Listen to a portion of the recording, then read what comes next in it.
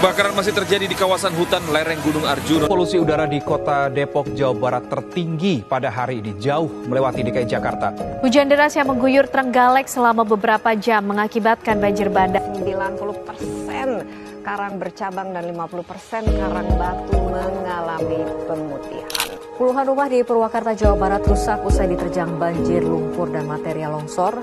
Halo semuanya, perkenalkan nama saya Isobel Indah Daryanti, biasa disapa Indah. Saya dari tingkat 2C.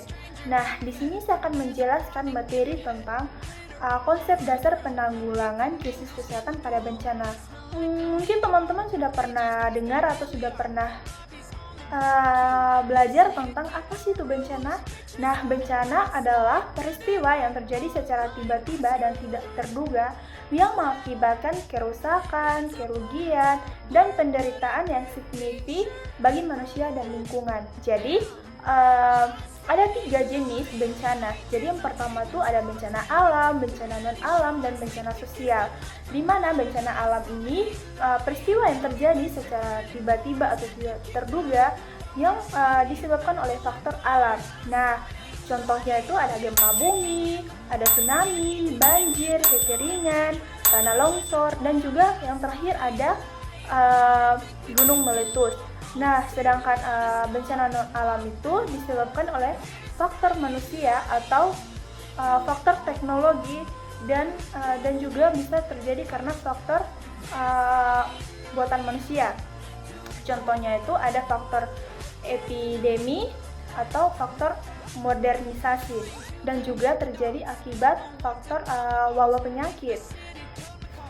Nah, jadi bencana sosial itu terjadi antara konflik kelompok atau komunitas masyarakat dan teror.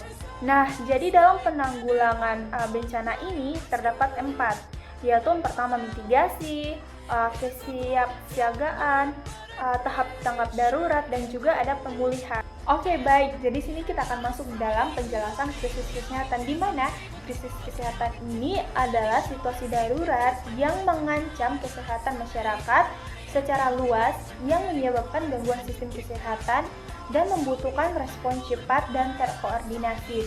Nah, contohnya itu ada pandemi, wabah penyakit, dan juga bencana alam yang menyebabkan sehingga terjadinya penyakit.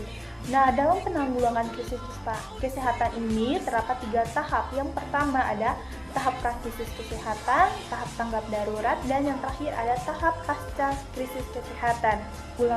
Nah, dalam penanggulangan krisis kesehatan terdapat 2 macam sistem, di mana ada sistem klaster dan sistem klaster.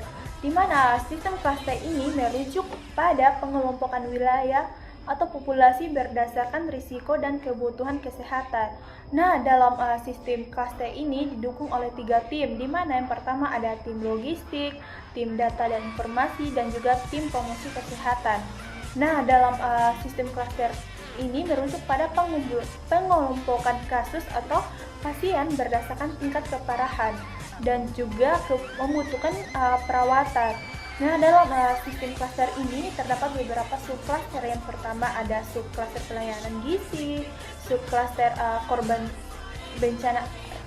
mati akibat bencana, pelayanan gizi kesehatan, dan juga pelayanan kesehatan jiwa. Dan mungkin kita bisa ambil kesimpulan dari materi tersebut bahwa dalam penanggulangan krisis kesehatan pada bencana membutuhkan kerjasama dan koordinasi dalam berbagai pihak.